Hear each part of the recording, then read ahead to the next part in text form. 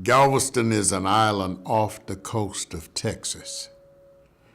You know, we're set aside from the rest of the world. Yeah, I'm a BOI. I got one of the biggest BOIs around, you know. It means exactly that, born on the island. My mother was born in New Orleans. My father was born in St. Martinsville. Growing up here in Galveston it was great. You know, I mean, this is an island. How much better can it get?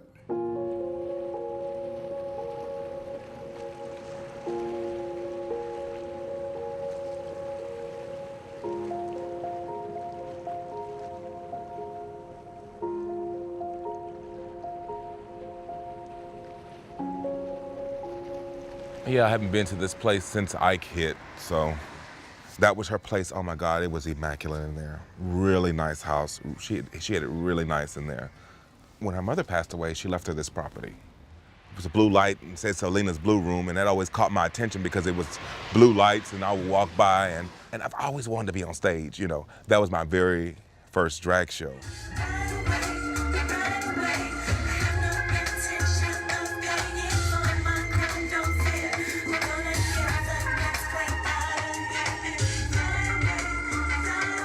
Ike was scheduled to make landfall at about 1 o'clock a.m. when we started experiencing the wind and even the storm surge early that afternoon.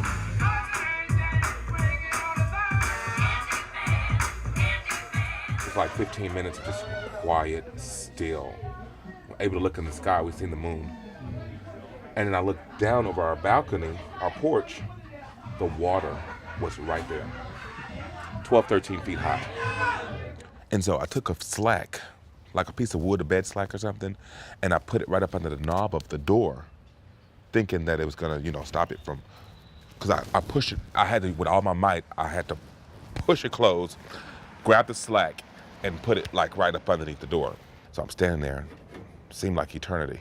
So my arms got tired. So I dropped my hands and I turned around like this and I leaned against the door with my back. So the whole time that I'm leaning against the door, the wind's so strong, it's pushing me. You probably had 2.5, maybe 2 blocks of sand before you would get to the Gulf of Mexico. Now, I would say a half a block out, and you're in the water. You know, people died here. They found people in their houses dead, from drowning. You know, if we would have stayed down here, we would have been dead.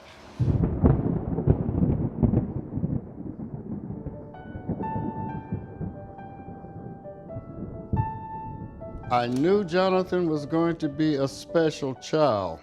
Miracle Baby arrives in Galveston. This is the total story of Jonathan's birth. Doctor wanted me to terminate his life. And I told him, no, I'll take Jonathan any way that the Lord would have him come into this world. Up to this present day, Jonathan now plays keyboard, plays Hammond organs, he sings, he preaches, and he's even a musician and a choir director for our church.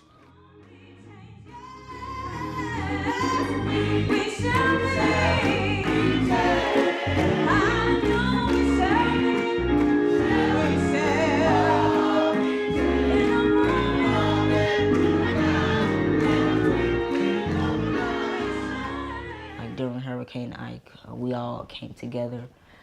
That was a devastating time for me because when I came back and found out that my house had burned down to the ground, that made me really sad because I had all my photos, my toys, my videos, everything that I had was inside the house and it burned down to the ground. When I saw the house for the first time, I was shocked to see it still standing. All the toys that I had, the blanket that my great-grandmother made me, the pictures, the videos, the pictures of my grandparents, the pictures of my ancestors, they were all burned up in the fire. For the first time in my life, I saw the community come together as a whole. My dream for the future of our world and its people is for people to realize that there is one race, the human race. In order to achieve that goal, there must be a focus on cultural awareness. This awareness must be framed at the community level, transported nationally, and encompassed globally. My dream will be fulfilled when the bridge is built that leads to world harmony.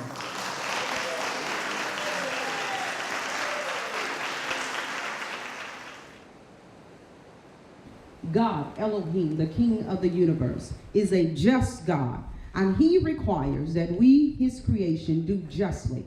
In the Tanakh, or the Old Testament, we read in Micah 6:8, he has shown you, O man, what is good. Chariots are coming, good news. Chariots are coming, and I don't want 100 years from now, Galveston Island may not be here. The warnings that are being given will at some point hit on ears that understand, who are in a powerful enough position to do something about it. You know, as time goes by, as you hear things, you start to notice things. You know there's a problem. Yeah. You know. When I was younger, I didn't really pay attention to climate change. But after the hurricane, I was kind of like, you know, this could happen at any moment. We have to take care of this country. I said this country. Forget this country. We need to take care of this world. Icebergs are breaking apart, you know, faster than we thought. And my common sense tells me that, you know, with those glaciers and icebergs breaking, it's causing the seas to swell. Where did that water go? It was bad. You know, I mean, there were boats on the road, you know, I mean, a 25 or 40-foot sailboat, and it's sitting in the middle of Broadway. This was home. It was public housing, you know. Everybody knew everybody, you know. And then when Ike hit, it just took it all away. You know, it took it all away. I'm just worried for my generation coming up. We only have God knows how much time left on here. And with everything that's going on, I don't want the earth to be in danger.